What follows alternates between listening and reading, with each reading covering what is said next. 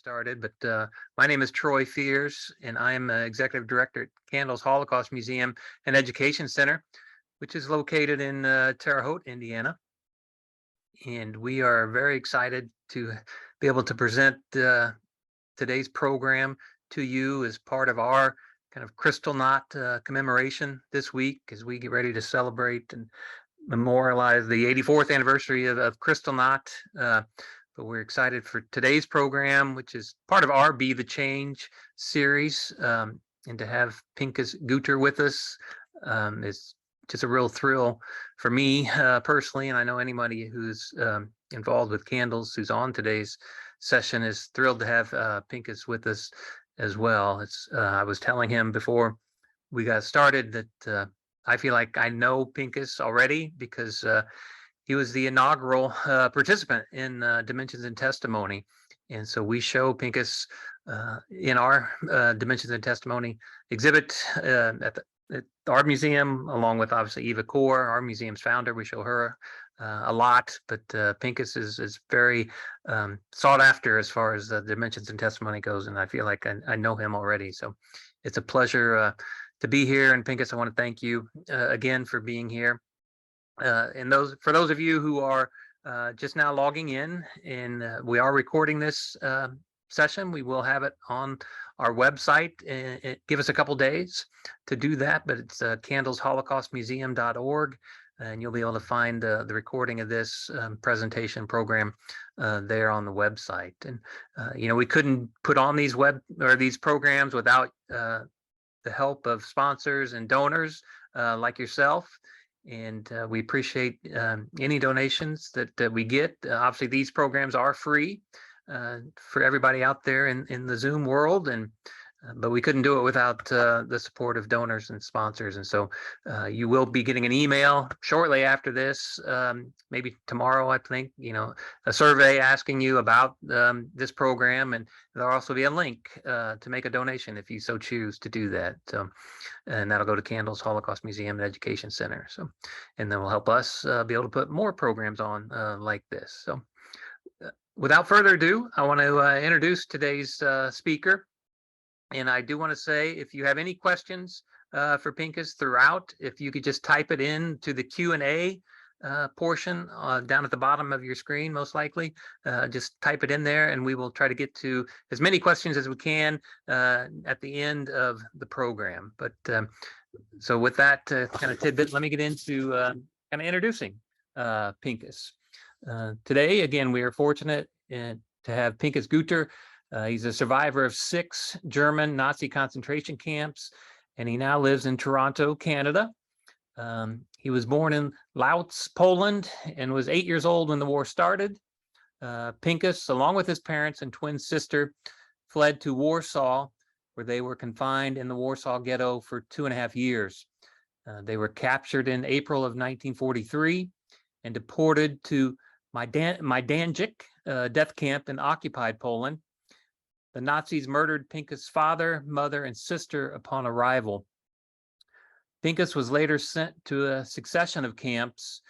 He was liberated by the Soviet army from the camp and ghetto in Nazi-occupied Czechoslovakia, known as Theresienstadt, and I'm probably saying that wrong, Pinchas, but on May 8th of 1945 is when he was liberated. After the war, the 13-year-old Pinchas was taken to an orphanage in England. He later moved to Paris to live with a cousin and left for Israel in 1950, where he volunteered for the Israeli army. After 3 years in the army and a stint working at a textile factory, he attended school to learn Hebrew, one of 6 or 8 languages, I think. Hopefully you'll tell us. I can't remember. You answered that question in Dimensions and Testimony. I know that. As a student, he met his wife, Dorothy, and they moved to England and married there. He was then offered a job in Brazil and lived in Sao Paulo for a year. Pinchas and Dorothy later moved to South Africa, where they lived until 1985. And that's when they moved their family to Toronto, Canada, and kind of settled there. Dorothy and Pinchas have 2 daughters and a son, and I believe 3 grandchildren. Pinchas is still an active member in his community, serving as a cantor for a synagogue, and he still speaks and shares his story obviously today, and we are thrilled to have him today joining us here and everybody around the world as we bring this program to you. So Pinchas, I'm going to turn it over to you. And again, if you have any questions, the audience throughout this, please use the Q&A session. Pinchas, go right ahead. Thank you, Troy, and good afternoon, everybody that is here. I need to tell you a little bit about my childhood, because without it, you don't really understand or can understand what can happen later. Well, I basically, I want to tell you the demographics and exactly where I come from. I was born in Łódź, L-O-D-Z, in 1932, into a Hasidic family, Gereh Hasidim, and the population of Łódź was made up approximately as follows. There were 750,000 people approximately living there, of which 100,000 were ethnic German-speaking people. In other words, they were left over from the time when Poland was dismembered for something like 150 years or more between the Prussian, the Russian, and the Austro-Hungarian Empire. And Łódź was, when Łódź was liberated eventually in 1919, 1920, the 100,000 of these ethnic Germans who became Polish citizens, actually, they were Polish citizens, just like the Jews, who were 250,000 in Łódź. There was quite a large section of the Jewish population living in Łódź. And the rest, of course, were either Catholics or Methodists. There was a mixed, Poland was a mixed population. It wasn't like today, whether it's very Catholic, mainly Catholic people living in Poland, in what is today Poland. So this is the set. This is what happened before the war. This is the demographics of this particular city. I was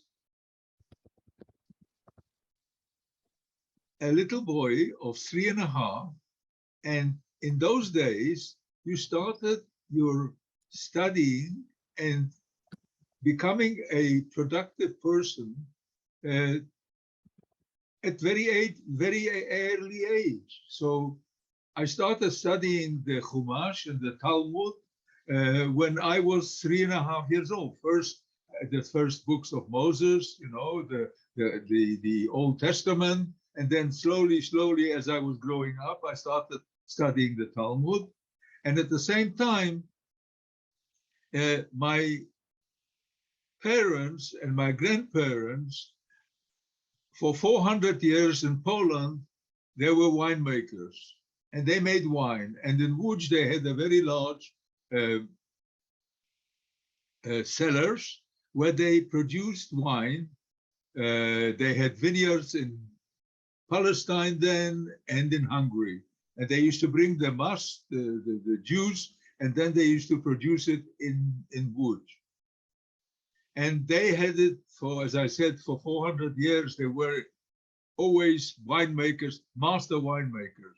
And my father decided that he would teach me how to become a winemaker. And I want to explain to you, how do you teach a child who is about 3.5 years old to become a winemaker? Well, let me tell you. I went down to the cellar with my father, and he took a little table and he put on it something like 12 to 18 bottles of wine. The bottles had no labels, but they had numbers from 1 to whatever.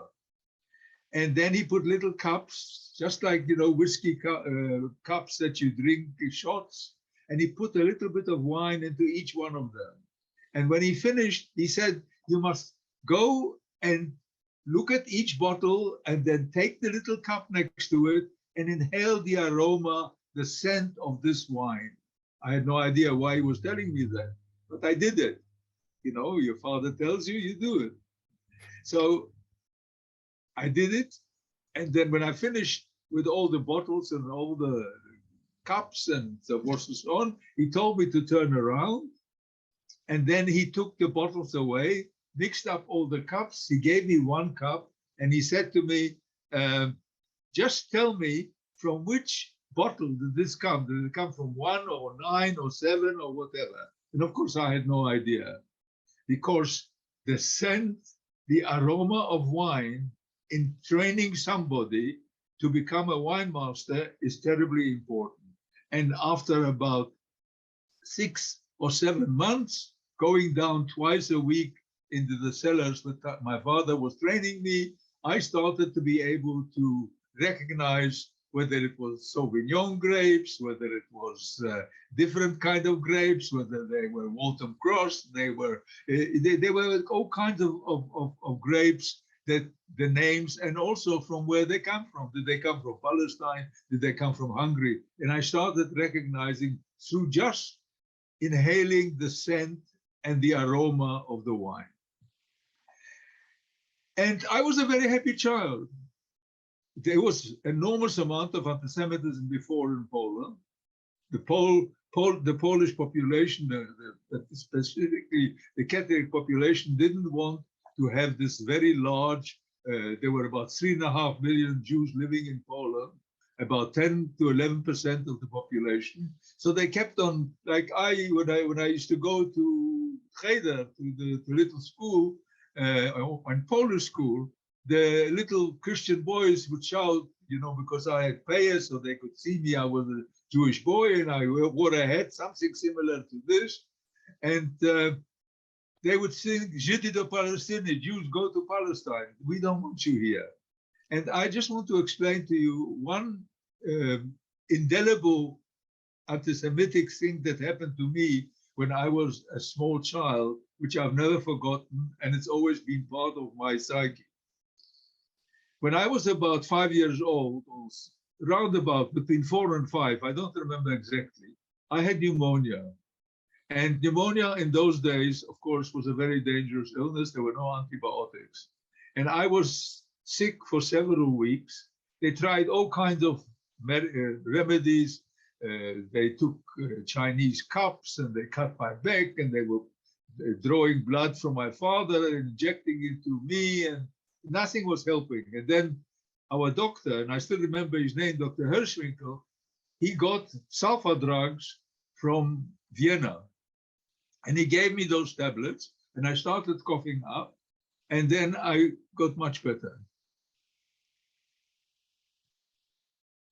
When I got better, it was decided by the doctors and of course my family that my lungs were very weak.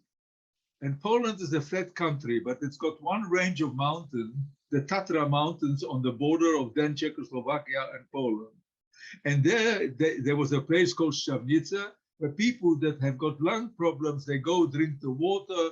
And I was sent to live with górale, mountain people, in huts with the animals and everything. And I had no problems with the animals because my grandfather on my mother's side was a farmer, and I always used to play on his farm. So I loved horses and I loved all these animals. So I was quite happy. I was living amongst Catholic mountain people, and I was a very happy child.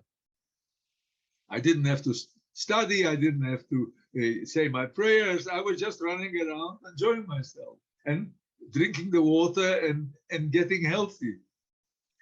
On Sundays, there was a bandstand in the park in Szczawnica, and the local army band and the school band, the fire brigade band, they used to come and play music and give concerts. And I always used to love music. So I used to run down and sit on the grass and listen to it. On the way back, there was a church. And Poland is a very religious country. So they were always had mass. It was late in the afternoon or evening, and I was on my way back to my place in the mountain, living with the górale, and I would stop outside the church. I didn't know what they were playing, whether it was Beethoven, Mozart, or anybody else.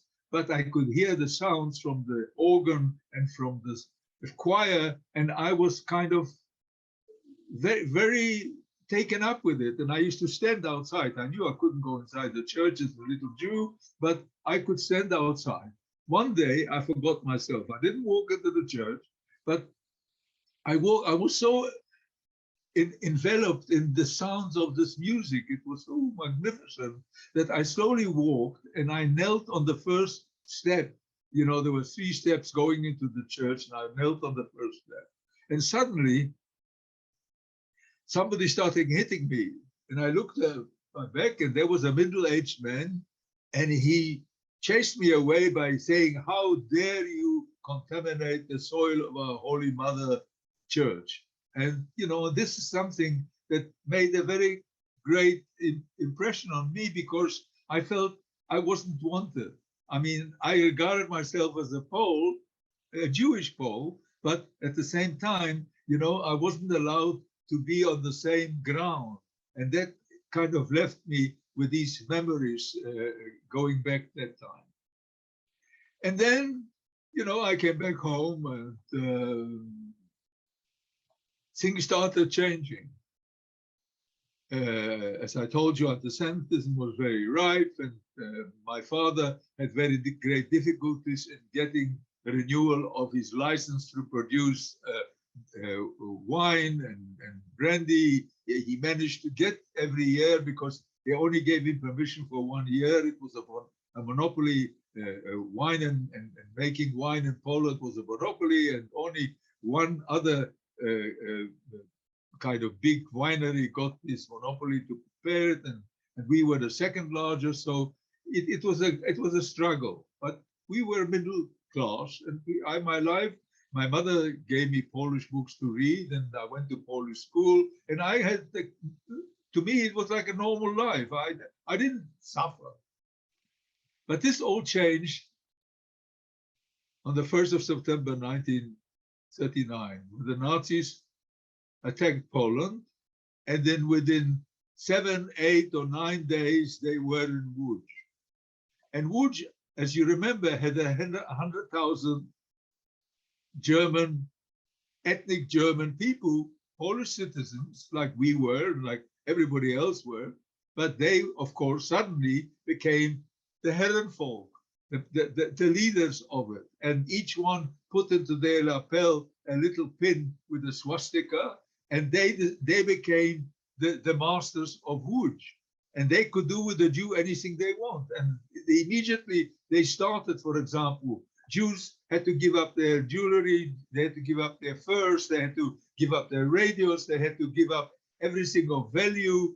Jews could do this. They had special curfew for Jews. There was curfew. The war was still raging. There was still curfew for everybody, but Jews had specific curfew. Jews could only go shopping for an hour or two. Things were really getting bad right from the beginning. It wasn't the Shoah didn't start later on. It started right from the beginning. They started killing and shooting people in Łódź immediately. They didn't shoot them in mass, but for example, they would go to a cafe and they would take all the people in a Jewish cafe, they would take them all out, take them to the Gestapo, beat them, then kill them in the cemetery, and then they sent letters to the family to say, if you want to have the ashes of your friend who died running away or died of pneumonia or something like that, you have to pay so much and you'll get the ashes. And we were blonde and we were blue-eyed, and something happened even before the war finished. They had lists, you know, I don't know if some of you might know what the fifth column is. The fifth column were like spies, and amongst the 100,000 of the ethnic Germans, you know, living in Łódź, there must have been a lot of these spies who spied, and they took names and numbers of people who were notables. My grandfather was a notable in the city because he was a member of the community. He was the head of an NGO, and so he was on one of the lists, maybe of the Jewish Community Center or something like that. And they went around arresting these people. Jews and non-Jews, priests, everybody that they thought would give them any problems. So we were living in two little apartments with the interleading door, because my parents, my mother and my father, looked after my elderly grandfather and grandmother. They were in their late 70s. My grandfather was 78, and he was recovering from a kidney operation, so he was lying in bed. Suddenly there was a ring at my grandfather's entrance door from the corridor in the apartment, and my father had an interleading door, so he heard it, and nobody was working because the war was raging, and you were allowed or not allowed to go out. So he went and opened the door, and there was like two.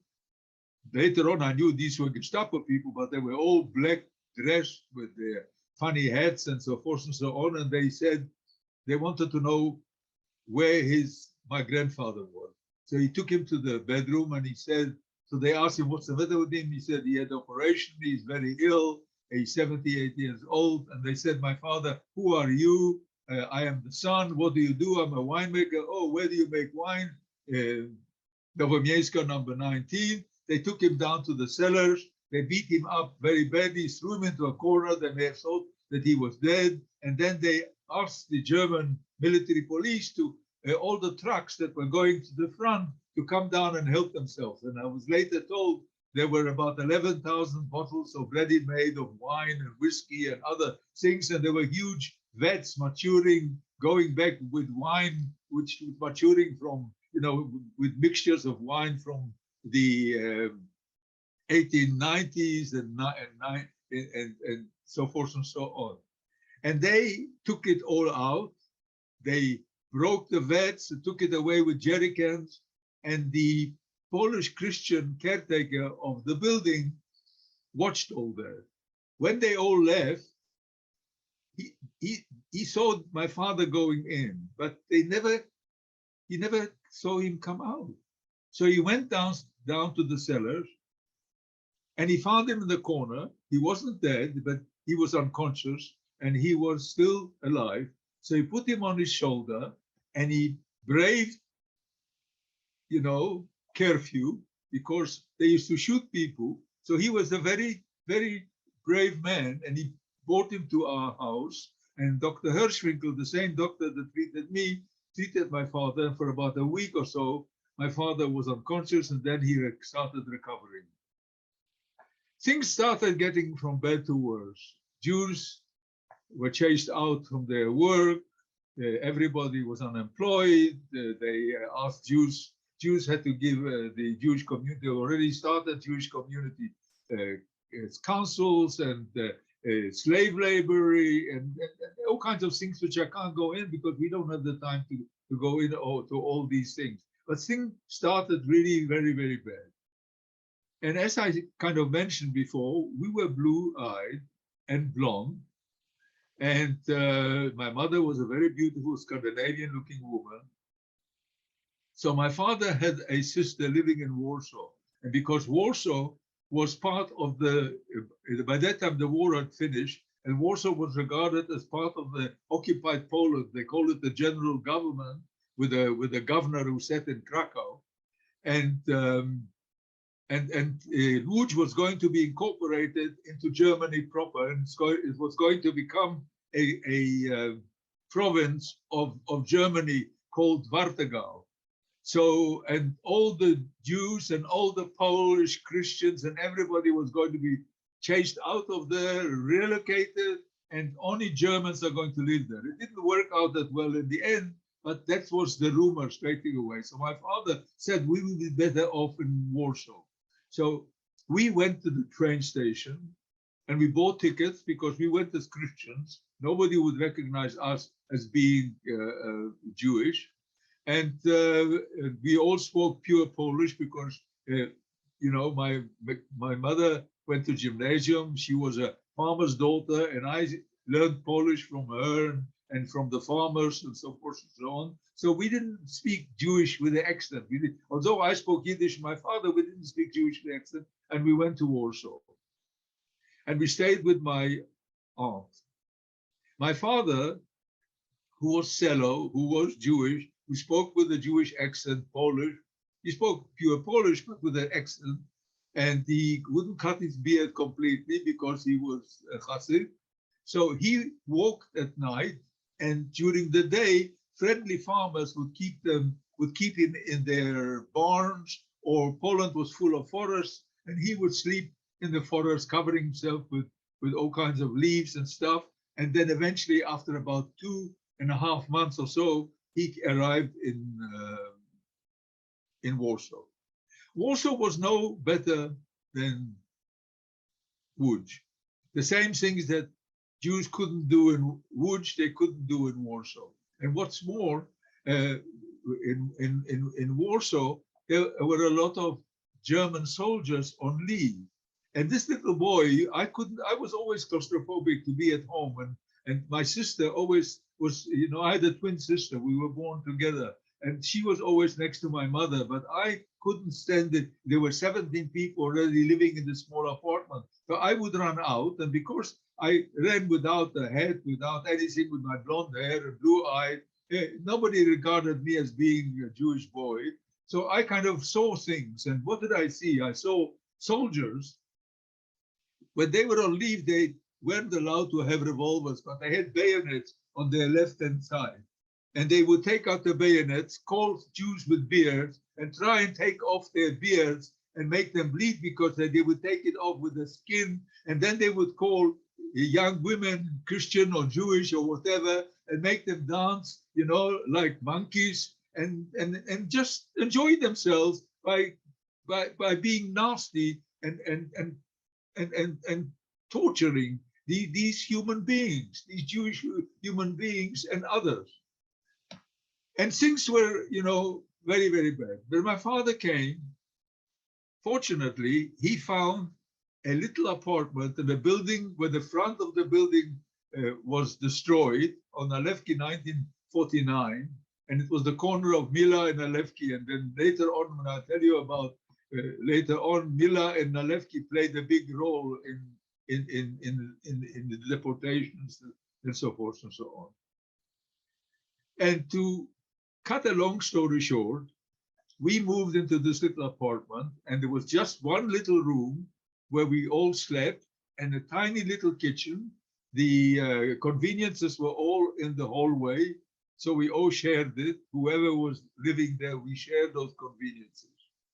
My father had to make a living, so the only living he could make is he's a winemaker. So he set up a couple of stills in the little kitchen, and he bought raisins. You can make wine from anything, but he bought raisins because it was going to be for Kiddush. And he bought raisins and he made wine. And I went around, he sent me with a rucksack going around to cafes. There was no ghetto at the time. I'm talking about,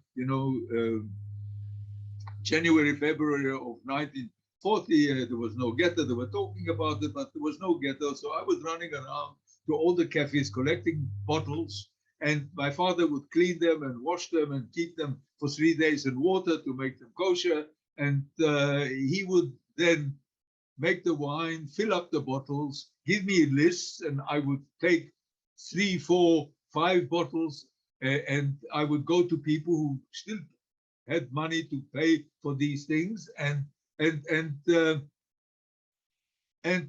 this is how he started making a living, and this is how we lived, because you had to buy everything on the black market.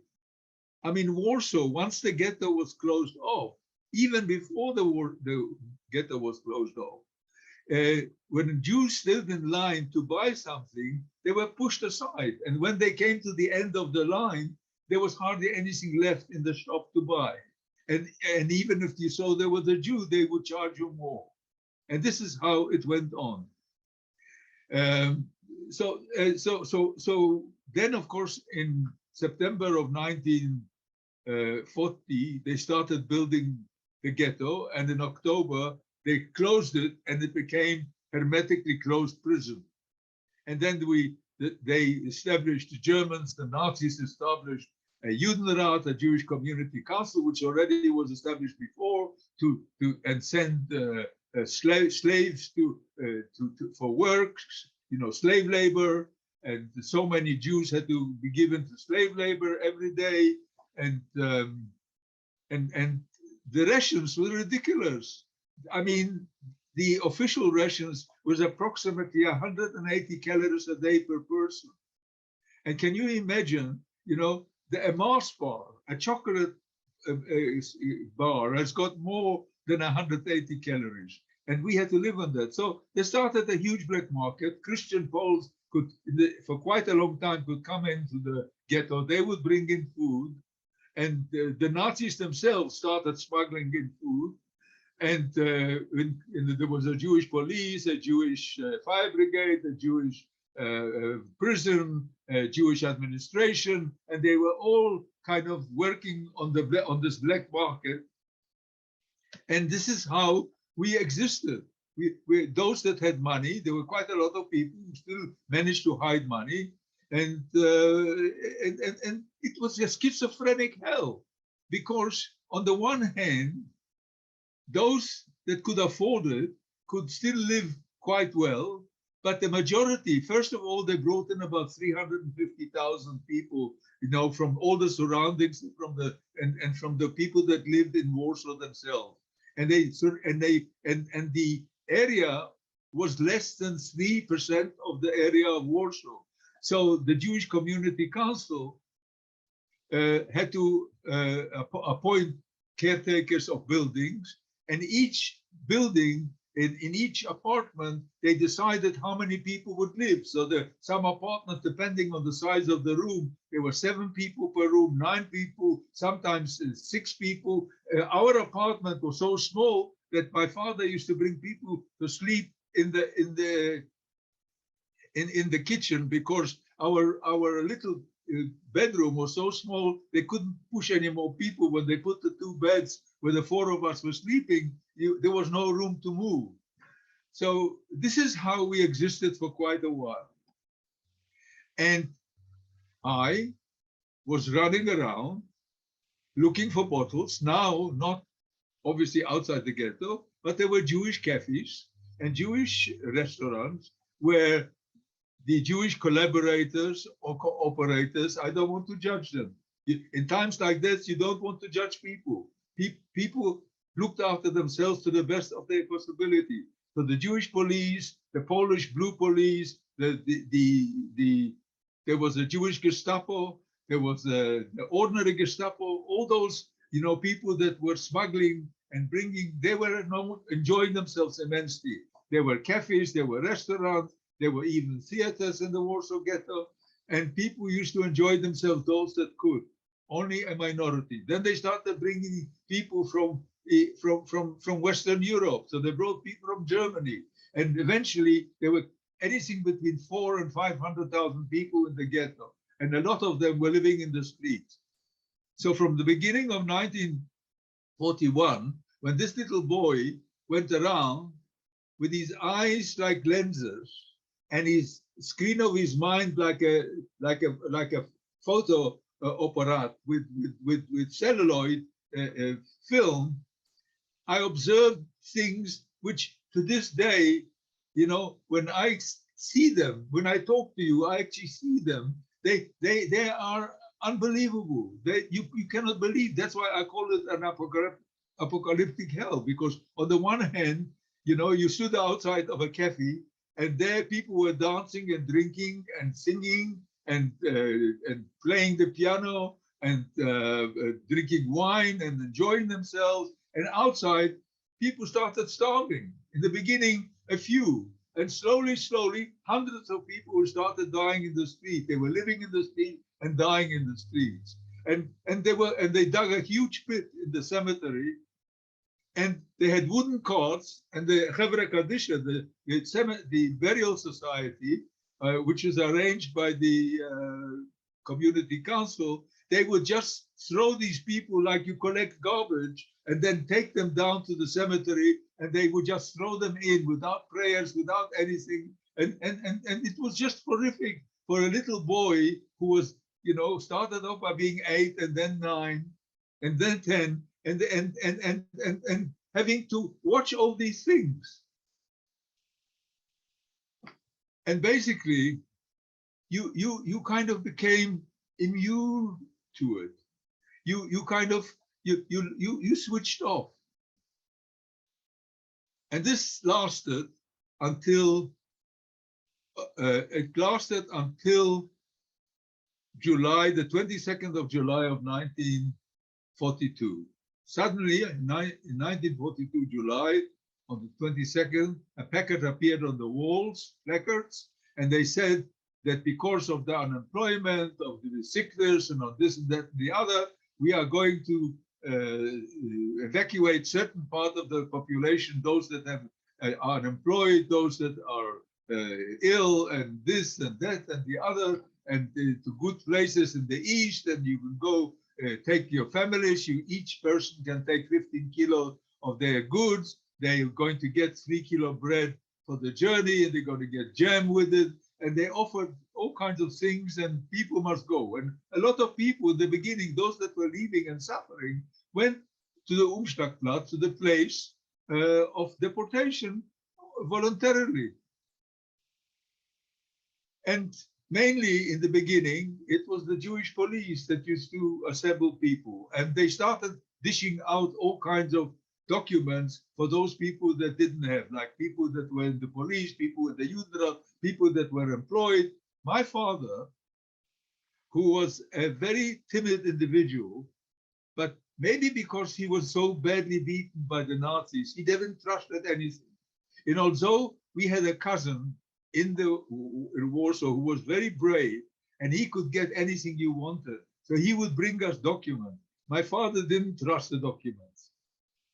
And he always hid us. And we were always hidden. So whenever they came to deportations and they started, come down and show you documents, we didn't go. He always hid us somewhere. And he would hide himself separately. And what happened with the documents? You came down with the documents, and let's say the documents were yellow or green or red or whatever. They changed the colors from time to time. And everybody came down and said, look, I'm allowed to be here. I work and this and the other. They say, these documents are not valid anymore. Only the new ones, the white ones or the blue ones are valid. So everybody else had to go. And within 6 weeks, or even before, this little boy knew that Treblinka existed, and that Treblinka was a place where they murdered the Jews by the thousands. So you can imagine what went on in the Warsaw Ghetto, or you can't imagine, because I can't even imagine today. You know, I can't encompass it in my mind. You know, the hell that we were going through, trying to hide all the time. And each time there was a holiday, they had breaks, they had actions, and they had breaks in the different times. So in these different times, you know, you could still go out and maybe get something on the black market and live for a little while, for a week or two, and then suddenly they would come back. And they would always come back when? Rosh Hashanah, Yom Kippur. And that's when they did their worst things. And by that time, the Jewish police were not so active anymore. So the Ukrainians, the Latvians, the Lithuanians, the SS, they were all kinds of collaborators from all the Eastern countries. And they would start killing people if they didn't run fast away. And the Jewish police were helping them. And this little boy sitting, being in an attic, you know, where we were praying for Yom Kippur, looked through the slits in the ceiling, in the roof, and I could see the Jewish police were stacking up dead people, like, you know, on the corner of our street, Nalevki and Mila, like you stack up, you know, wood. And then there was an uprising in January. In the beginning, they came. And before that, already in January, we started building, a lot of people started building bunkers. And the bunkers were built under the earth, just like, you know, just like you build when you work in the low cellars, when you kind of when you are like in a mine, in a coal mine or a gold mine or something, you go underneath. And because our building in front was destroyed, they dug a huge kind of pit underneath, and they brought in electricity and water, and they put air vents into the destroyed part of the building, so it should be camouflaged, so we would get air, and it was enough for 150 people. And on the 19th of April, which is the eve of Passover, they decided that they would come and they would now take the rest of the Jews out of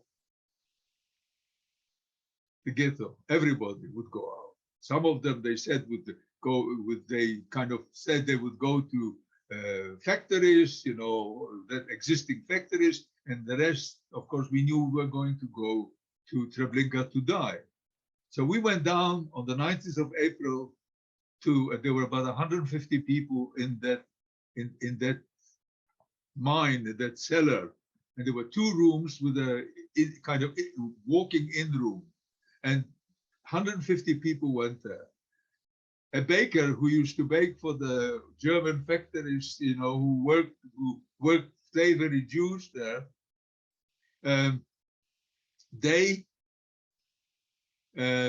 he must have baked some matzah for with some of the flour. My father must have had some wine, and can you imagine, with all the killing and the shooting and everything else, when we went down on that Passover night, we celebrated the deliverance of the Jews from Egypt. Only a little piece of butter and a little bit of wine, and maybe not for everybody, but these were all religious Jews. They knew the Haggadah off by heart, so they could actually chant it. And we were, of course, also praying for delivery from the Nazis. And we were 3 weeks in that bunker. After 3 weeks, we were discovered, and through the air vents came in German or in Polish, I can't remember. And they said, if we don't come out, they're going to throw gas bombs and they're going to kill us. So we came out, and they took us to the Umschlagplatz. That's the place from which they were, the cattle trucks were taking you to Treblinka and to there. They put you into a little room. These were old schools, old Jewish schools, and an old Jewish hospital. And the rooms were the size of schoolrooms. And they pushed as many people as possible inside. And we were there the whole day, the whole night, and the whole day until late afternoon. And they wouldn't allow anybody to go out. So everything, women and children and elderly men, whoever was there, everything was being made there. No food, no water. The Ukrainians who were guarding the door, if you gave them some jewelry, then they gave you a bottle of water. My father, I saw him take off my mother's wedding ring, and he went to the door and he got a bottle of water. He also had a sock which he saved with sugar in a teaspoon. And he gave the 2 children a teaspoon of sugar and a little bit of water. They never touched it. And then they chased us into the wagons. And my father, again, was like an angel. He pushed us towards that window. The window where, where you could actually breathe, because they pushed so many people in that it was difficult to breathe. People were dying inside there. And it really was, you cannot imagine that trip.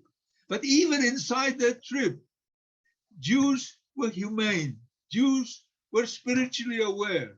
When somebody was dying, they made little room for him, that at least when he dies, he should have some peace. They tried as much as possible to bring as much air and change people to put a little bit next to their windows. There were these windows covered, with barbed wire, and then we could breathe a little bit. So that humanity amongst the Jewish people was always there, in the ghetto, everywhere. They always tried. There were some bad ones. I mean, there are bad ones amongst everybody. There were some Jewish police that actually became Jewish policemen because they wanted to help, not because they wanted to do bad things. There were some very Jewish police who were terrible people, but but on the whole, in my experience during all those years under the Germans, I found that the, the amongst the Jewish people, enormous amount of empathy to each other. And then we arrived in Majdanek. And in Majdanek, they separated men from women and men and the children and this and that. And we were standing there and waiting. And we didn't come to Treblinka, we came to Majdanek. We thought we were in Treblinka, but we didn't know, but it was Majdanek. Majdanek was also a death camp. My father must have known things that I didn't know. So he said, look, I was very tall for my age. I was then 11 years old. And I was at the head taller than my sister, who was my twin. So she was kind of pushed towards the children, and my mother was pushed toward the women. And my father said, "You come with me. You're going to come with the older people." And he told me, when they ask you, say that you're 5 years older. So when they asked me, I said I'm 16. And then I saw my sister, who spied my mother, running toward her, and I was watching her. She had this long blonde braid, and I was watching the blonde braid. And then she came to my mother, she hugged her. And I just watched that long braid. And suddenly what my brain did, it made me forget everything about my twin sister. We were born together. We did 1,000 things. We slept together in the ghetto. We were in the same room. We were brought up together. And I forgot everything about her. I forgot how she looked like. I have a photographic memory. I remember all my cousins and my extended family and everybody. But I don't remember my sister. My sister Sabina, all I remember when I think of her, I see a blonde braid. And then they took first the women away and everybody else, and we were standing there. And once they took everybody away, they chased the men into a barrack. We had to undress naked, run with our hands up in the air, and then they chased me my father was running in front of him, and I don't know what was going on. They chased me into a room, and I saw shower heads, and I thought to myself, yeah, I'm going to die now, because in the ghetto, we knew that the shower heads are there, false ones. Gas comes in and you die. So I started saying my prayers and waiting. But in my case, water came out. And I was chased out into another barrack and given these prison striped clothes and a striped hat and wooden clogs. And I started running around looking for my father, because I thought if I was alive, my father was, and everybody else. So they don't kill you. They don't kill you here. But of course, I was wrong. I saw a man who used to come and sleep in our little kitchen, and I started asking him, "Where is my father? Where is my father?" And he wouldn't say. He didn't say. He wouldn't answer me. He just suddenly lifted his eyes to heaven, and I didn't know what that meant. I knew that when a Jew lifts his eye to heaven, and things are not good, but I didn't still understand what was going on. And then they chased us into a barrack. And they didn't give us anything to eat. They made us to sleep.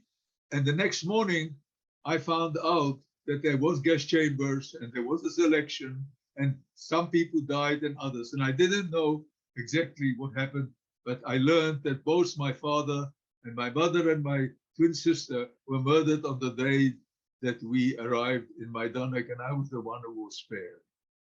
After that, I was sent, after 3 months being in Majdanek, in a hell that you cannot imagine, because it was a place of torture. It was specifically torture. They didn't kill you with guns. They either sent you to the gas chamber or they split your head with a spade. I mean, the Ukrainians were the worst. Unfortunately, they are suffering today, and I feel terribly sorry, because it's not the generations of that time is not the generation of today. And things go out, and really your heart bleeds when you see what is happening to people in the world today. You can't stand it, because when you suffer, and you actually feel when other people suffer. And I just want to tell you one thing. I came to a place called Skarżysko Kamienne, where they made mines and anti-aircraft munitions, and they worked with all kinds of different acids. And one of them was called, it was a kind of very bad acid that if you worked with it, and of course Jews weren't wearing any protective clothing like the Polish Christians that used to come from the towns and villages and work there, and the Germans, they all wore protective clothing like the firemen were.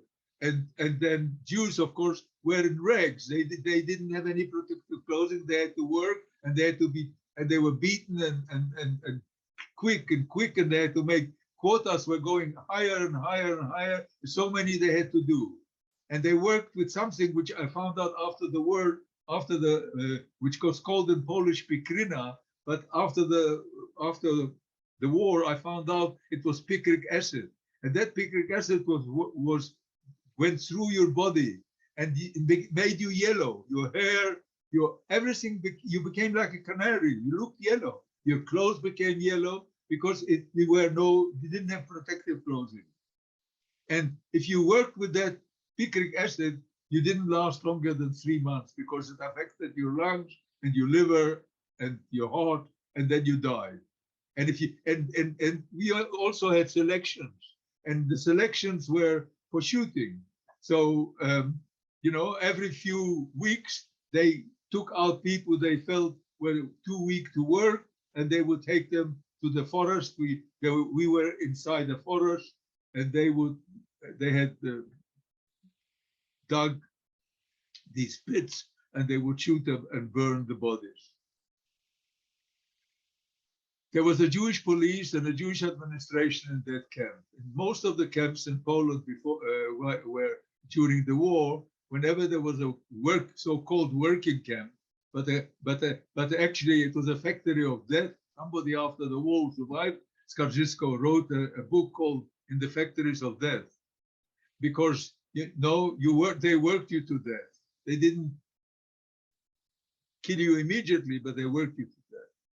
So I was there, and I found a Jewish policeman, and the Jewish policemen were much better off. They were regarded as kind of collaborators.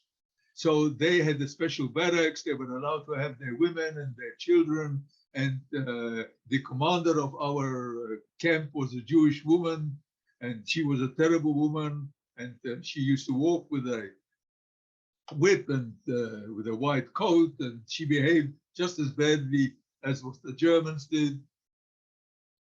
But I lasted there because of this Jewish policeman. His wife was sick, and he told me, when you come back from work, we work 12 hours, become her nurse, and I will look after you. So he gave me some extra food, and I washed her and I cleaned her. I became a nurse like in a hospital, because she was allowed to stay in the police barrack. And she lasted, actually, she was suffering from TB, and she lasted for about 6-7 months. And even afterwards, he looked after me. He tried to give me a little bit of extra, and I used to share it with other friends of mine. And so I managed to, but I was in rags.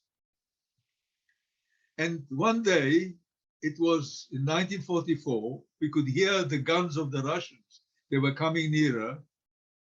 And we were told, we're not getting supper yet. We must go in front of the commander, of the German commander, and give our name.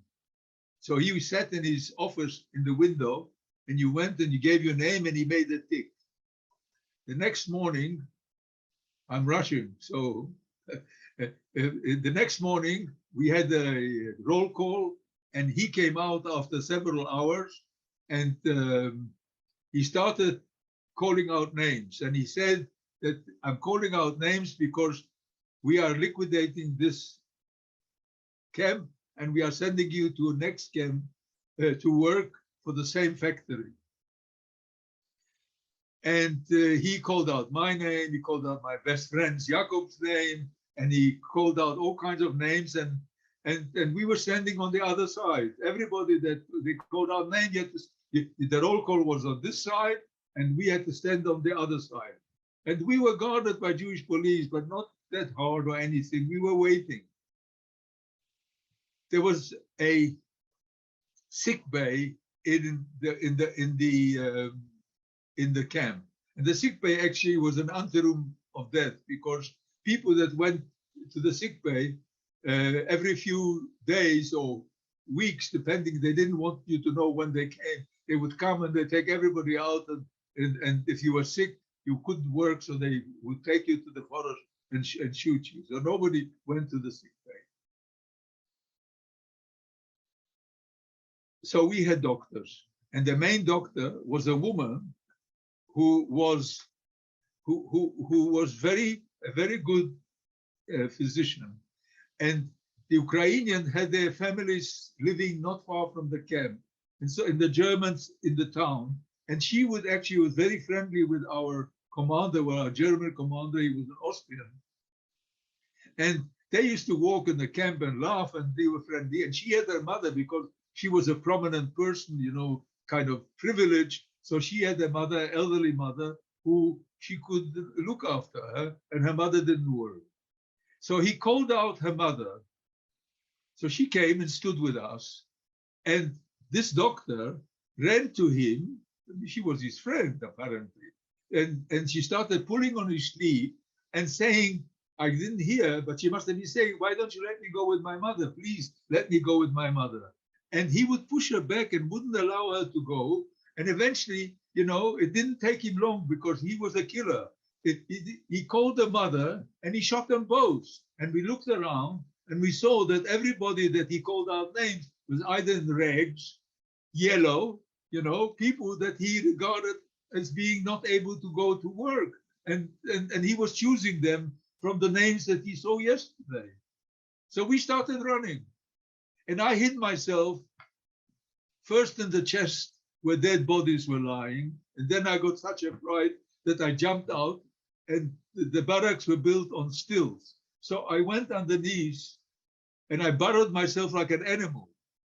And fortunately for me, we were surrounded by barbed wire and electrified barbed wire. There was nowhere to run. We could only hide. So, of course, the Ukrainian guards, the SS, the Jewish police, they started being told, you must find everybody and make a new roll call, and then I will call them. So in my case, Katz found me. And he said, if you stay here, they're going to find you, they're going to shoot you on the spot. Let me help you. He took me to the police barrack. His wife had died already a few months before. He took off all my rags. He washed me. He combed, my hair grew back. So I had my hair, my blonde hair.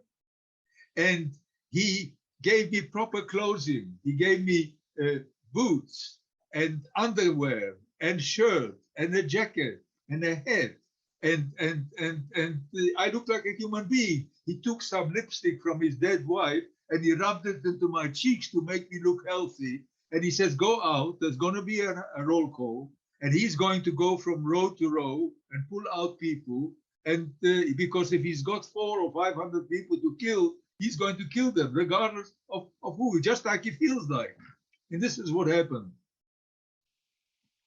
And my best friend, Yaakov, was standing next to me, and we were standing in the front row. Nobody wanted to be in the front row. So we were pushed, we were young, so, they pushed us, all the kind of the strong people, they pushed us to the front. So he stood next to me, but he was wearing rags like I had worn before. But Schultz, the commander, came and stood in front of me. And for an eternity, which must have been only a few seconds, I thought he recognized me and he's going to pull me out. But he didn't. Without looking, he took his hand and he pulled Yaakov out and he threw him into the hands of a Ukrainian or somebody to take him. But now the ring where those condemned people were guarded by Ukrainians and by SS with machine guns, and anybody who tried to run away from that was being shot on the spot.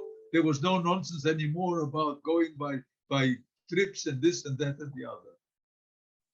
And I want to finish here by just telling you the next morning I was shipped to a ironworks like Hamilton, and I worked there for about 4 months, very hard work, but that camp was a much better camp. And from the point of view, there was a Jewish commander who was a very nice man, and he made a deal with the Germans, I don't know how, and we had better food, we worked hard. And then in January of 1945, I was shipped to Buchenwald. Buchenwald was hell on earth. There was no food.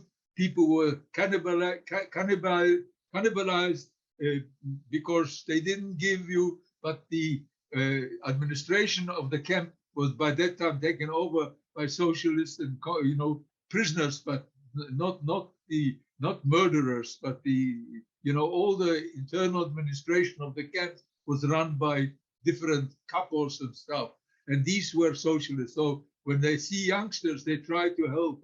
Potato, a little bit of this and a little bit of that.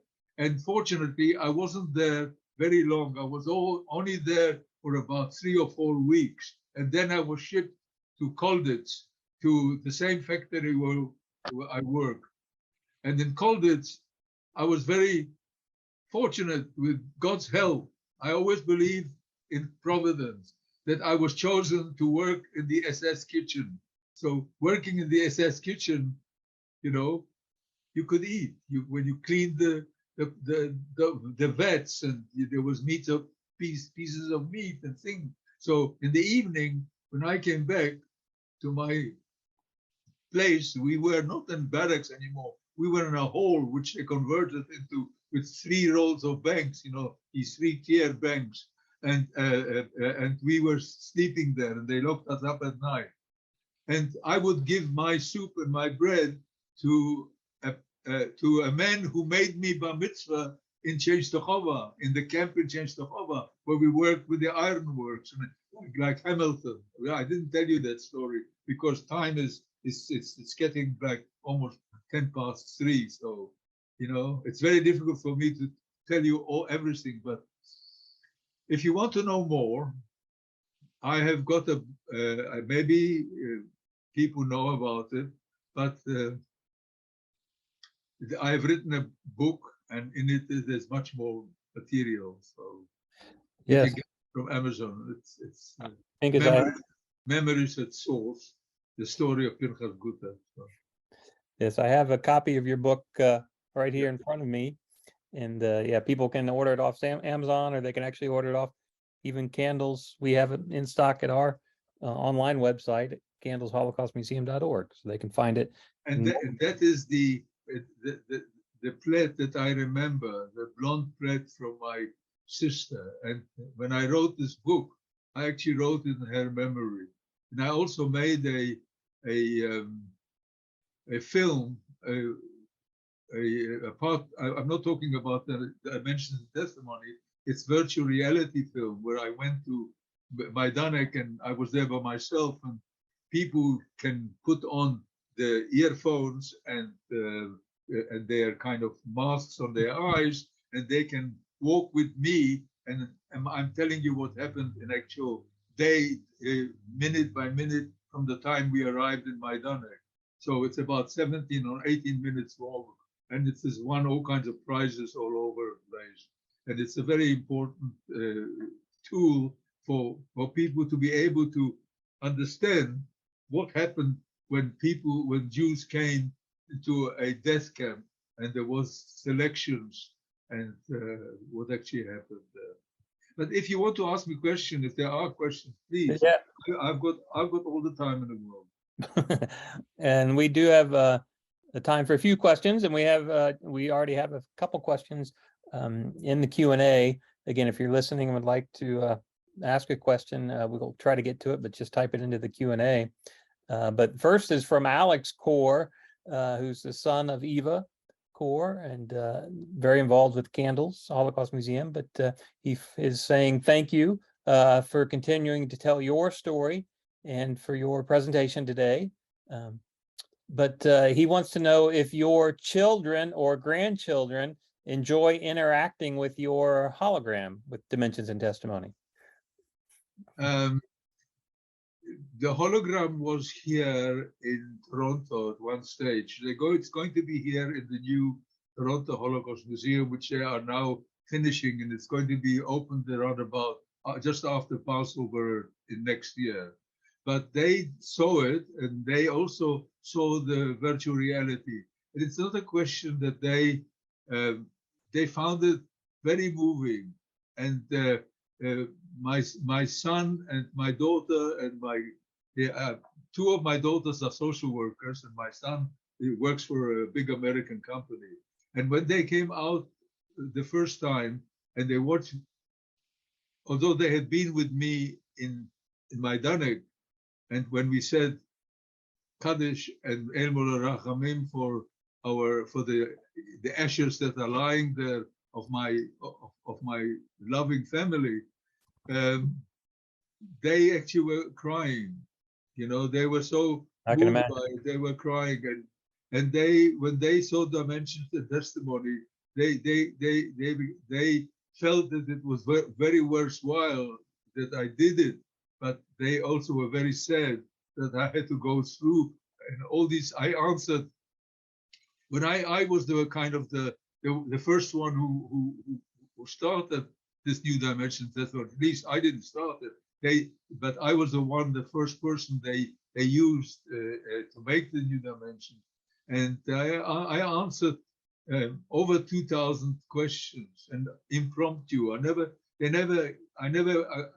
wanted to know what they were going to ask me. I can imagine it was very emotional for you. I know it's emotional for Alex. Well, it was one day, the first time, just to test whether it was possible. So I was in Los Angeles for one day. Then I sat in the sphere, in that bubble sphere. We call it a bubble, with all those thousands of lights and 50 cameras. And I sat there for 5 days from 9 to 5, answering questions. I even answered questions in Hebrew and in Polish because they wanted to know how, what, and when, and so forth. Sure. Well, we have a few more questions coming in. And one more from Alex Core. Again, he's asking, when you lived in Sao Paulo, Brazil, were you aware that Nazis, including potentially Dr. Mengele, lived in Sao Paulo? Are you aware of that when you were there? I wasn't aware of Mengele, but I was aware about that whole story of the Nazis, you know, going to South America, Argentina, and Brazil, and we only stayed there. The only reason why we went is because my wife. I was always looking for work. I started working when I was 14. I didn't want to, exist on charity. So I went to work when I was 14 years old. And when I married my wife in England in 1957, I needed work, and so I found work in Sao Paulo. And when we went to Sao Paulo, they said that Sao Paulo is a place with got a good constitution and everything. But when we came there, I saw. The reason why I didn't want to, my wife is South African, so I didn't want to go to South Africa because of apartheid and because of racism. But we finished up in Brazil, which was just as bad. The only difference was that they had a constitution which said all the good things, but in actual fact, there was a dictatorship and people were starving. And I mean, it was really horrific to watch. And when there was a strike, the gendarmerie with sabers, they used to split people's heads. And I didn't want to stay in a country like that. So we finished up by going back to South Africa, where Dorothy's family were. And just as well, because Dorothy actually is the one who saved my life. She was the one. I started having nightmares after 10 years and 15 years of not having anything. I started having nightmares and terrible suffering from the Holocaust. And she looked after the children. By that time, we had 3 children. She looked after the children. She went to the school. I had to work. I had to bring in food on the table. I was very poor at the time. It took me a long time to sort myself out. So in a way, Dorothy, my wonderful, savior, was the one who actually saved me and made me be able to then become 20 odd years ago somebody who started talking and teaching and doing things about the Holocaust and trying to make the world a better place. Well, that kind of leads into another question that a viewer posed, is that, have you always been able to talk about your story, or when did you find the strength to finally start talking about your story? I couldn't, and unfortunately, this is a long answer, but I'll make it as quickly as possible. When I was in South Africa, they have Yom HaShoah is usually on the cemetery, and I lived in Cape Town, and I had a very close friend, and he had a brother who lived in East London, which is quite far away from Cape Town. And they didn't have a big Jewish community, and I don't think they had any Holocaust survivors living there. So they asked me in around about 1967 or 68, I can't remember exactly when it was, to come and give a lecture about my experiences for Yom HaShoah, talk on Yom HaShoah as a Holocaust survivor. And because I was living in apartheid, I decided I wasn't going to talk only about Shoah. I was going to talk about, and I always do actually, even today, I talk about the iniquities that are going on at that very moment. So I prepared, normally I speak impromptu. I speak from, like I did today.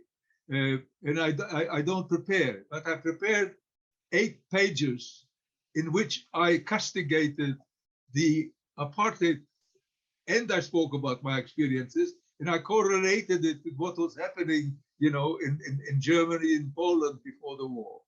When I finished that and we came back to his house, before I left back to Cape Town the next day, I started shaking and shivering. And there were some doctors there, obviously, among Jews, there's always doctors. So they gave me tea. They must have put something in it because I fell asleep and I slept through the night. And after that, I started having nightmares. That's when I started having these nightmares and screaming and waking up. And my wife was the one who saved me. She was the one who kept me quiet. She kept me, tried to look after me. And I had help. I had medical help. And it took me until 1975 to actually get much better, be able to overcome these things. So I didn't want to talk about it. So I didn't talk about it. It was only in 1992 when I was living in Canada, a professor by the name of Paula Draper was taking testimonies, and she wanted to take my testimony. She learned that I was a Holocaust survivor from somebody. And she tried very hard, and I wouldn't do it. And then eventually she came to visit us for coffee or tea, and she persuaded me, and she took 4 hours of testimony in a television studio where she was filming me and I was talking about it. She started off by taking 2 hours, and then she said, no, we must do another session. You've got so much to tell, that she took 4 hours. And it exists, and I'm sure you can get it because the Shoah Foundation has got it, and the local Toronto Holocaust Museum has got it. So I only started talking in 1992. Okay. Yeah. So, but until then, I wasn't. It was too painful. I can imagine. We have a few more questions here. I want to try to get to them quickly. One is, did you receive any compensation from Poland or Germany because you were the victim of a Holocaust? It's a very good question, because when they started giving compensation, I was living I volunteered for the Israeli army. I went and bought myself a ticket. I didn't go as an Ole. I turned 18 and I was already my own person. So I bought a ticket living in France, and I went with a ship called Negba to Israel, and I got off the boat and I went and tried to join the army, and eventually they took me because they saw this blonde, blue-eyed, Germanic-looking individual. Who is he? So they checked me out. When I told them my story, they checked me out, and eventually they took me. And so they offered, eventually they offered compensation. You could apply and get compensation. And I decided that I didn't want to get blood money. So I did not apply, and I did not. And then eventually somebody said to me, if you don't want this money, why don't you take it and give it to charity and give it to people that really are Holocaust survivors that are needy? So years and years later, I applied for work, labor, and all kinds of things. And today I get a few pennies from the Germans, which I really donate to Holocaust education and needy Holocaust survivors. I'm actually the chair of a needy Holocaust survivors committee, which I've been involved with for the last 20 years. And now I have been the chair for quite a few years, and this is where the money is going.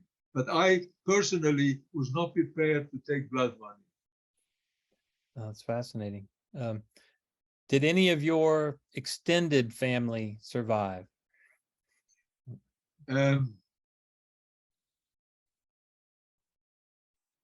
5 people survived. 3 of them who were in the Warsaw Ghetto. That cousin, which I told you, which was such a great individual and so smart and learned, and he was a genius. He sent his wife and daughter to friends on the Aryan side. They were also blonde and blue-eyed. In our family, there were a lot of blonde and blue-eyed people. And so he sent them out, and she was a woman and her daughter. So, and then he participated in the uprising. And during the uprising, he put on his oplaska. I don't know, his a kind of special band, maybe that looked like that he was a collaborator. He was wearing a black coat like the Germans, and he walked through the gate as if he kind of could do it backwards and forward, as if he was an informer collaborator. And he joined his wife. He then participated in the Polish uprising in 1944 in August, where he actually was badly wounded. He broke all his legs and he suffered. He became an invalid after the war, but he was still active. So 3 of them survived, and 2 others survived Auschwitz. A cousin of mine, who I was at her wedding in 1939, Shifra, she survived, and she remarried. She had a child in the Lodz ghetto. She finished up in Auschwitz, and she survived the war and went to Israel and remarried and had a child. And Leibel Lipsker also was in Lodz ghetto. He was a first cousin of mine. These were first cousins of mine. So 5, apart from me, another 5 cousins survived from my immediate family. And that was all from a family that was close to 150 and more people, extended family. Uncles and aunts and great uncles, and with some of them, I've actually got a photograph of a wedding which I found in Israel, where I was in 1938, where I found my grandfather was there, but he wouldn't be photographed. So he turned around, and all I see is his beard. But his brother, I can see his brother, my great uncle, his brother I could actually see him, and some of the other family. But from that whole people in that photograph, there were quite a lot of people. Only 2 of them survived the war. Leibel, the one I told you about, and Harav Kroll, the one that was very, kind of able, and he helped us during the war in the ghetto. All right, we have 2 more questions, and I'm going to end on one of them, but first one is obviously your story, and I could listen to you all day. I think everybody on this Zoom could, but is one of strength and is one of family, I think. But how much, the question is, how much do you believe is mental or emotional strength versus physical conditions when trying to survive hard times?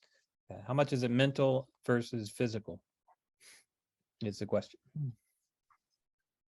I would say that it would be difficult for me to answer that question because, as far as I am concerned, what I did when people ask me that question is I became like somebody in a cocoon. I existed in the minute, in the second. I tried to make myself as invisible as possible. In Majdanek, you had to make yourself invisible because for the slightest reason, you could be sent to the gas chamber. For the slightest reason, you could be beaten so badly. I was beaten badly in Majdanek, which I suffer still today from. You know, it's never left me. It left a wound in me inside that I suffer to this day. Because one of the couples, not even a German, a couple, a German criminal couple who was dressed in ordinary clothes with a red armband called couple, you know, and he beat me out. So I made myself invisible. But I would say, on the whole, mental was much more important than physical. Because my cousin Michael, the one that I was at his wedding in 1938, he came from Łódź as a slave laborer to Skarżysko.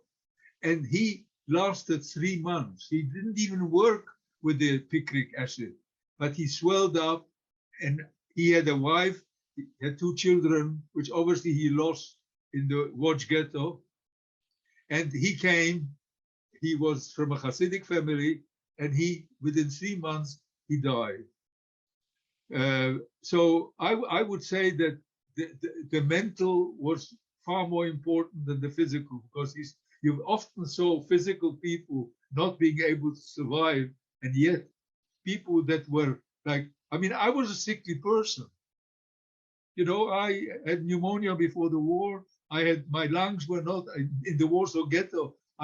They forced me to eat horse meat because to make my lungs stronger, because I got ill. I had temperature. So the thing is, I believe both in providence and in my case, I think I made myself invisible. I was hoping that eventually, you know, a butterfly comes out of the cocoon. And I thought maybe if I survive inside that cocoon, eventually I'll come out. That's a great analogy. So, all right, one final question, and it comes from Linda Zolt. Linda has met you before at the Illinois Holocaust Museum, and she said that you sang for them. And I know you sing in the Dimensions and Testimony, but wanting to know if you would sing us a little song today to close us out. And Well, it may not I know over Zoom it won't do you justice. It won't. I can sing you part of a little song. Okay. That is, and I'll tell you what it is. It's called. It's a story. The words were written by Itzik Manger, who did not survive the war, and the melody was written by somebody who I can't remember now.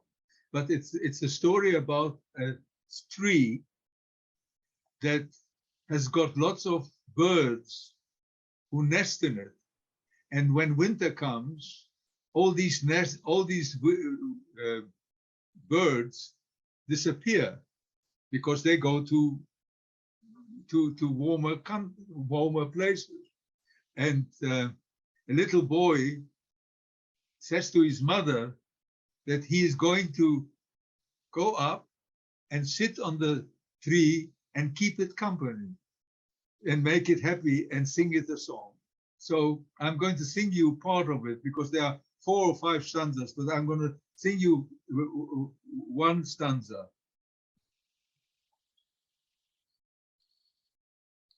Auf dem Weg steht der Bäum, steht eingebeugen. Alle Vögel von dem Bäum sehnen sich zu fliegen. Drei kein Mizrach, drei kein Marv, in der Rest kein Dorn. In gelost dem Bäum allein, Efker ardem Storm. Sog ich zu der Mama mein, sollst mich gar nicht sterben, wenn ich bald 1 und 2, bald der Vogel werden. Ich will sitzen auf dem Bäum, in Velem verwiegen, über Winter mit der Treist, mit der schönen Nigen. Ja ham tari tari, ja ham tari tari, ja ham tari tari tari. Ja ham tari tari, ja ham tari tari, ja ham tari tari tam. Sucht die Mama, ich kreun, in sie weint mit Augen. Wirst Chalile auf den Bäum, mir verfreuen werden. Nimm doch mit der Schalekel in die Kutsch, wo du die Es geht ein scharfer Winter, oi, in weh es mir. Die Kaloschen nimm dir mir. Es geht ein scharfer Winter. Und die Kutsch, wo du die weh es mir in Winter. Ja, tari, tari, ja, tari, tari, ja, tari, tari, tari. Yaham tari tari, yaham tari tari, yaham tari tari. Ah. Wow, thank you so much. That was beautiful. I mean, it's Yiddish, so Right. if you want to, you can look it up. It's actually, I can't remember if I saw it on the internet. If you look at Itzik Manga, the word Itzik Manga, the writer, you might find it, and somebody may have sung it. I know people did sing it on the internet. Different women and others they sing this whole song. I sing the whole song, you know, when I am when I sometimes give a concert with half a dozen Yiddish songs, and then on the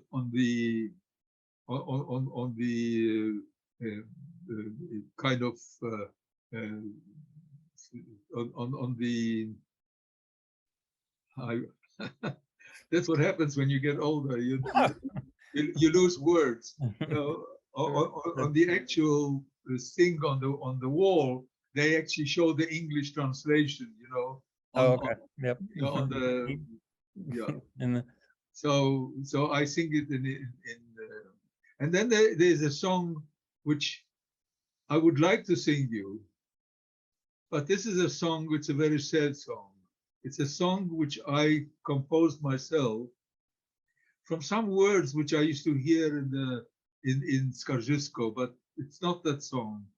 And I recorded it in honor of my synagogue with a orchestra for my sister, in memory of my sister. And I will sing it to you. And it's very sad. And it's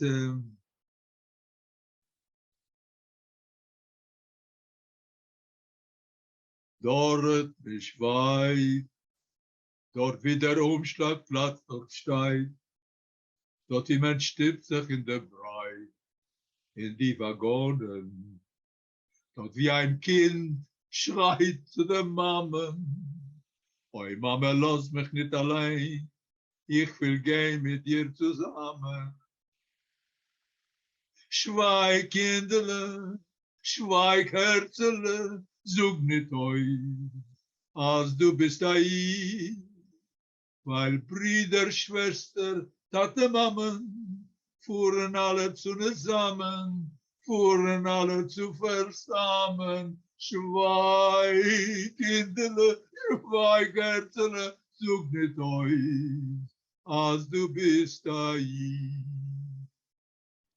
Die Polizei, sie hat geheißen, schneller Gei. Ihr werdet nicht wissen, von Kanoi. Da kommen 3 Kilo Bräu. Und mit dem Bräu hat man sei geschickt zum Toi. Sie wollen mehr nicht zurückkommen. Schweig, Kinderle, schweig, Herzele, du bist als du bist weil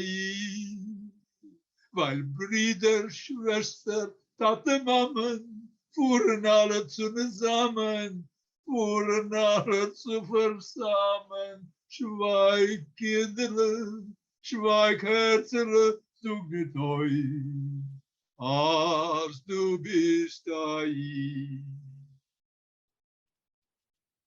Treblinka-Dom.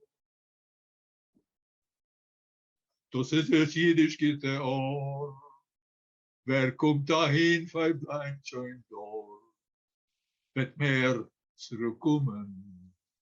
Dort wie ein Kind schreit zu der Mammen. Oi, Mama, lass mich nicht allein. Ich will gehen mit dir zusammen. Schweig, Kindle, schweig, Herzele, sag nicht euch, als du bist weil Brüder, Schwester, Tate, Mammen, fuhren alle zusammen, fuhren alle zu versammeln. Schweig, Kindle, schweig, Herzele, sag nicht euch. Als du bist eine Liebe.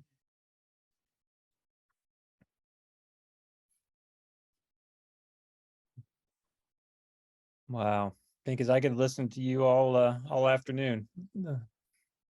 I know that was a sad song, but we are blessed to hear you sing. I translated it into English. If you want me to read it to you in English, I can. Would you like me to translate it? Sure, if you could, quickly. I'll just get the translation.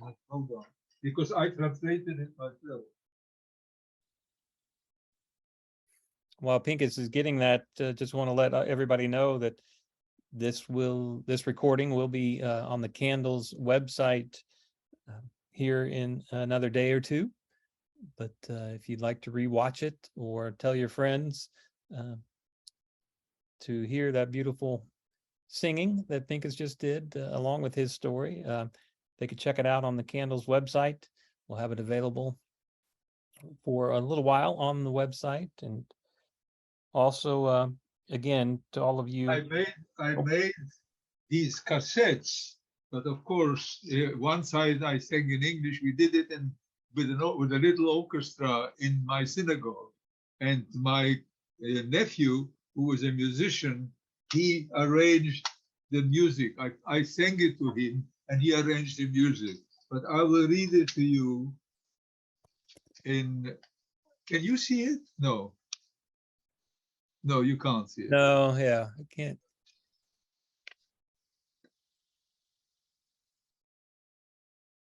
There not far, there where the Umschlag Square is found, where cattle trucks are filled with humankind, all victims. There where a child cries to its mother, "Oh mother, don't leave me alone. I want to go with you together. Shush, my little one. Shush, my cherished one. Do not tell that you are a Jew. While brothers, sisters, fathers, mothers are being shipped together to be martyred. Shush, my darling child. Shush, my little heart. Do not tell that you are a Jew." The vile police said, "You must quicken your pace. You will not know from any want. Receive 3 kilo bread." And with that bread, they shipped you all to martyred death. There is no more homecoming. Treblinka there, that is the Jewish place of peace. Those who arrive there don't return, stay there forever. There where a child cries to its mother, "Oh mother, don't leave me alone. I want to go with you together."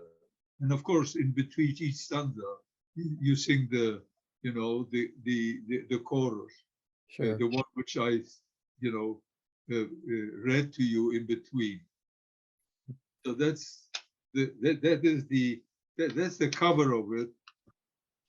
You can see it, and I should actually make some CDs because nobody these days. I've still got things which played these, but I made a lot of at the time. I made a lot of these, and I've handed out a lot of them to the people. I used to go. I went 20 times to Poland and with students and things.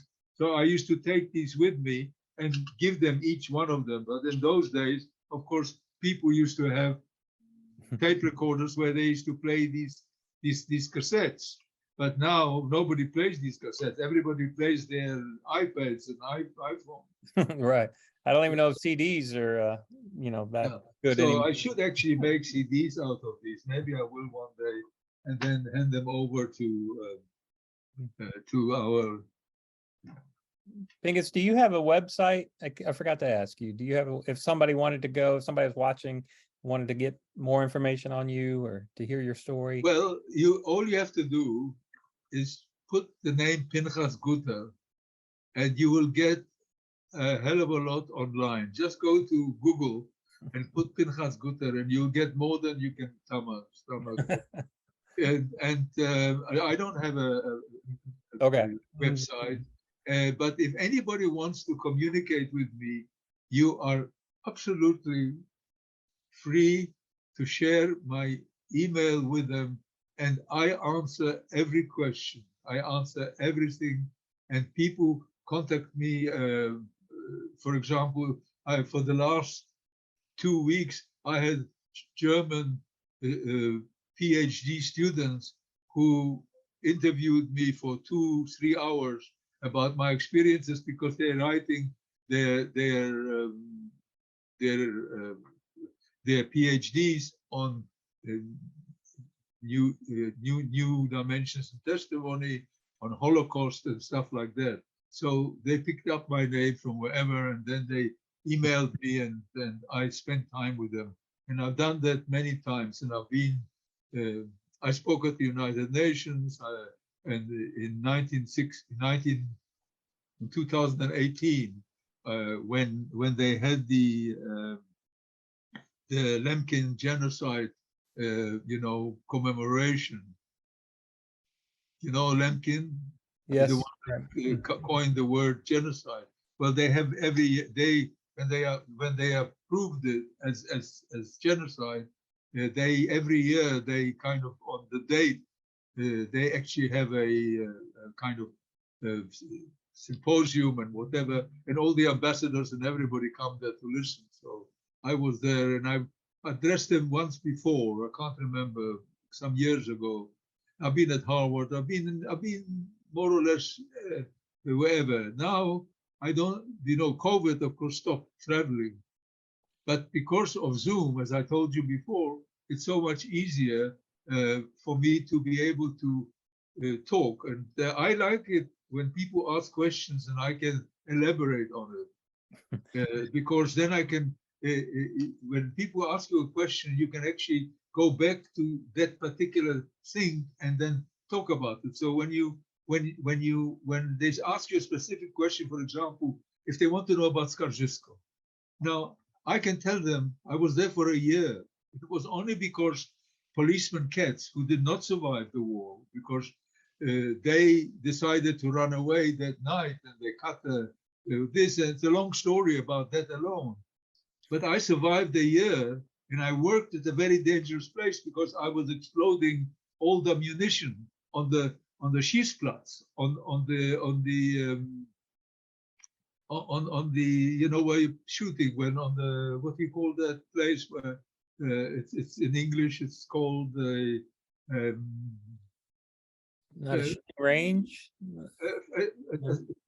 Yes, a shooting range, yeah. Okay. But they had a shooting range where you actually exploded ammunition, and you had to put every one of them because they wanted to save the copper. So all you had to do is you had to go with the hammer and get rid of that the one that exploded.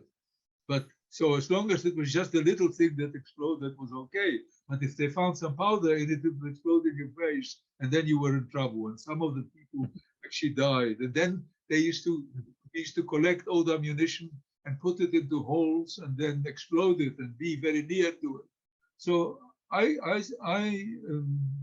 could tell you a lot, but the thing is that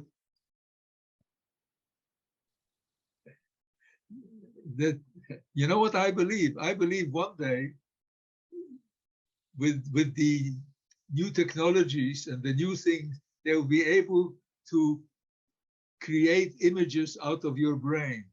They will put something on you, and you'll be able to actually project, like a projector, images. So can you imagine? Because when I talk, I can see the images of what I'm saying. When I'm standing outside a restaurant in the Warsaw Ghetto, and I'm seeing dead bodies lying outside, and I see the people carting dead bodies on their wooden carts, the Chevre Kadisha. And one day, I'll tell you that. One day, I sometimes don't want to tell that, but someday there were so many bodies lying, hundreds, that they caught men and they gave them wheelbarrows, and they had to collect these bodies in wheelbarrows, and there was like a row of wheelbarrows going to the cemetery and throwing them into the pit, and it's like going to a construction site.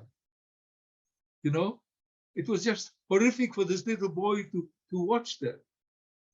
And even now, when I think about it, I almost can't believe it. I can imagine. Nearly 100,000 people died in the Warsaw Ghetto before the deportations. Nearly. Well, Pinchas, I can't thank you enough on behalf of Candles Holocaust Museum and everybody watching today for sharing your story. You are a true blessing, and I mean that. It's a pleasure to hear your story. And if anyone has any questions, obviously they can send me an email, and I will be happy to forward your email address to them, and they can reach out to you directly. So again, on behalf of Candles, thank you so much for telling your story and being with us this afternoon. We appreciate it, and we wish you nothing but blessings going forward. So thank you. Shalom v'bracha. I bless you all, and I hope you all stay well, and everything goes well on Tuesday, and you get a good government. That's terribly important. Yes, it is. Yes, it is. So thank you very much. Take care. Shalom to all.